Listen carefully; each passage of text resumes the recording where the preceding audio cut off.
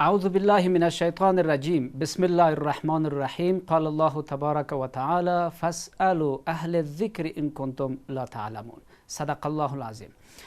عرض سلام دارم خدمت دوستداران و بینندگان برنامه امت. خرسند و خوشحال هستم که بار دیگر در خدمت شما عزیزان قرار دارم. تعلیم و تربیت افراد مسلکی و متخصص در توسعه، پیشرفت و انکشاف هر کشوری و جامعه انسانی نقش ارزنده، مهم و چشمگیری دارد. افراد مسلکی و متخصص می توانند که پایه‌های عمده و ستون فقرات پیشرفت و توسعه یک جامعه را ممکن و فراهم بسازند. ما در امر توسعه و پیشرفت‌های علمی چی ظرفیت‌های در دسترسمان داریم و چی بحث‌ها و برنامه‌هایی می‌تواند که زمینه را برای تولید علم، فکر فراهم بسازد.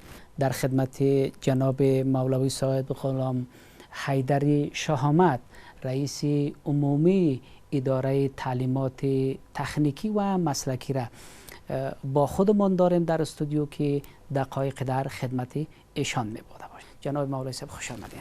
الحمدلله و کفا والصلاة والسلام علی عباده الذین اصطفى، اما بعد. اعوذ بالله من الشیطان الرجیم. بسم الله الرحمن الرحیم. وعد الله الذین آمنوا منکم وعملوا الصالحات لیستخلفنهم فی الارض كما استخلف الذین من قبلهم. الآیه.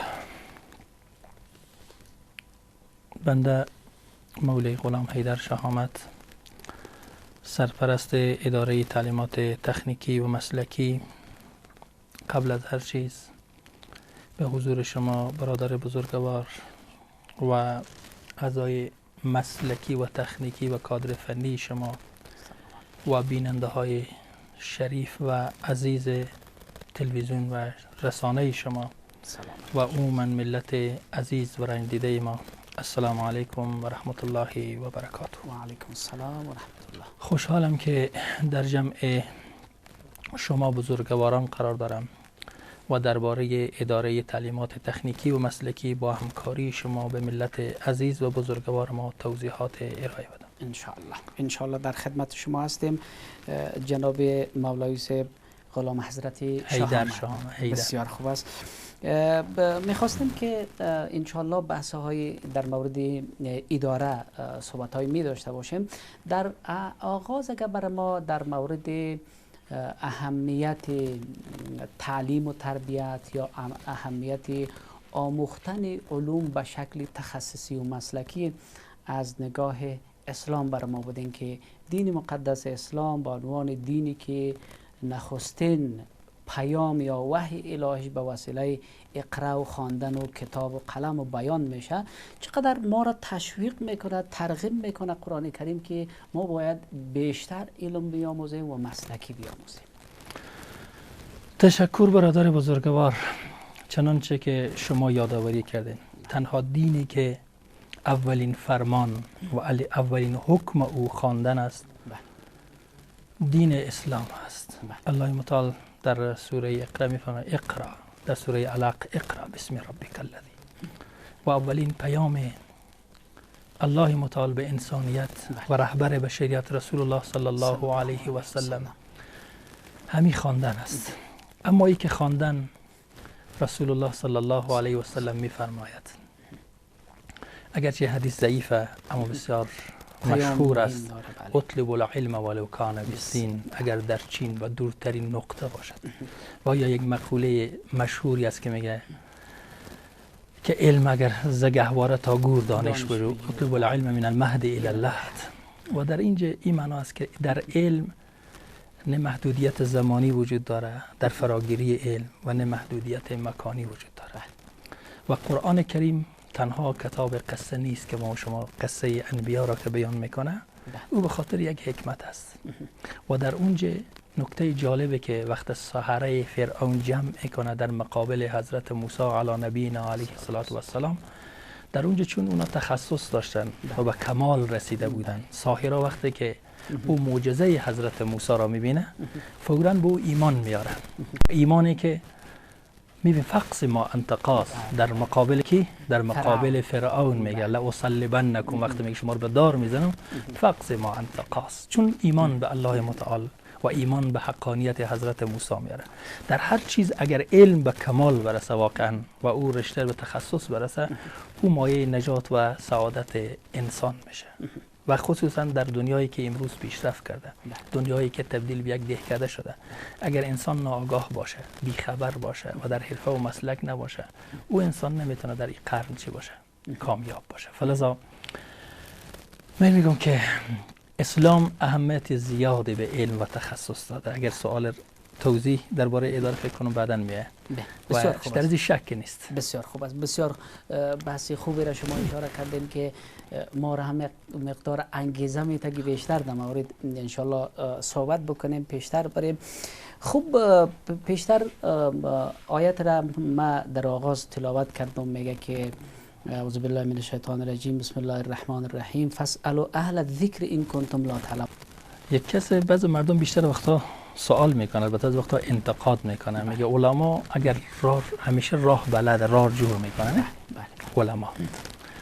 و چنان شما فرمودید علما مختص به علوم دینی نمیشه که تنها بگیم عالم دینی. من میشه یک وقت یک کس سوال از ما پرسید جوابی دادم. خب به من گفتم مثلا شما راه هرات در وقت در هرات بود، از اسلام قلعه حرکت میکنید طرف هرات، راه هرات بلد هستی؟ خوب صحیح. بله. گفتم اگر به شما اطلاع داده بشه که فعلا اشاره هرات اسلام قلعه مسدود شده و بند شده، از کدام راه میری؟ گفت از راه قریان میرم. گفتم اگر از راه قریان بند شد چیکار میگی؟ از راه گلران. خلاصه راهی نبود که هر جا را گرفتیم، اما راه که بنبست باشه وجود نداشت، راه رو پیدا کرد. علما این نقشه دارن. بله، علما واقعا این نقشه دارن. و گفتم اگر کس بلد نباشه چیکار میکنه؟ نه؟ گفت اگر کس بلد نباشه میمونه، یا باید سوال کنه که فعلا راه شاهراه هرات اسلام قلعه مسدود است، کدام را باید حرکت کنیم؟ در زندگی ما و شما می هست، چه در علوم دینی باشه، چه در علوم عصری باشه، چه در تخصص باشه، در هر رشته باشه. شما میبینید خیلی کسایی روز بحث شد، من گفتم که میگه رسول الله صلی الله علیه و آله میگه اذا وصل الامر لغیر اهلی فانتظروا الساعه. وقتی کار به نااهل سپرده میشه، ما در جمع امیرالمومنین حفظه الله بودیم، در یک مجلس صحبت شد، گفتیم که اگر خدای نکرده به ما آدمی که استعداد و صلاحیت پیلوتی نداره، نه به ما سپرده بشه وظیفه پیلوتی، چه کار میکنه؟ همه رو میکشه، هم تیاره خراب میکنه، هم چیکار میکنه؟ مسافران را از بین میبره. در علوم دینی، در علوم عصری، در هر جا اگر کار به اهل از سپرده نشه و یا اینکه خدای نکرده انسان غافل باشه، مشوره نکنه و هدایت نخواه، سوال نکنه، او باید یا بمانه و راه بنبست از برای 100% وجود داره و راهی که پیشرفت از برای مسدود میشه. اما اگر سوال کنه و در مضمون حدیثه که فکر کنم سوال انسان چی؟ سوال الغی، علاج الغی فکر کنم باشه. علاج الغی از سوال کردن بسیار مشکلات چکار میکنه، حل میکنه. و در اینجا اهل ذکری که شما باید یادآوری کردیم، همه چیز ما در همه جا وجود. دین ما یک دین عام است و هر چی علم و تکنولوژی پیشرفت میکنه، بیشتر به زوایای از این دین و به حقانیت از این دین و معجزات از این دین چی بیشتر پی میبریم. و کسایی که قبلا مثلا در یک چیز محدود میشد از در علمی، ما در وقت 10-20 سال پیش علقه ترجمه میکرد، در وقت آیه خلقنا مدغه علقه، نه علقه در شروط الصلات کتابی است میگه زلور، نه باز زلور نمیدونست میگه زلور چی مناسبت داره، باز میگه به خون بستنه. اما حال علم واقعا وقتی که اون نشان میدنه، وقتی که از دوربینای پیشرفته و سونوگرافی نشان میده عین همون زلو هست، نه نیاز به تفسیر دیگه نداره. من یقین دارم که در اهل ذکر اگر تفسیری که وجود داره، تفسیر هر کس یک تفسیر میکنه و روز به روز این جامعه پیشرفت میکنه و هیچ کدوم منافات با آیه شریفه متبرکه نداره که متخصص باشه یا اهل حرفه و فن باشه یا عالم دین باشه. اما مشهور به علمای دینی هست.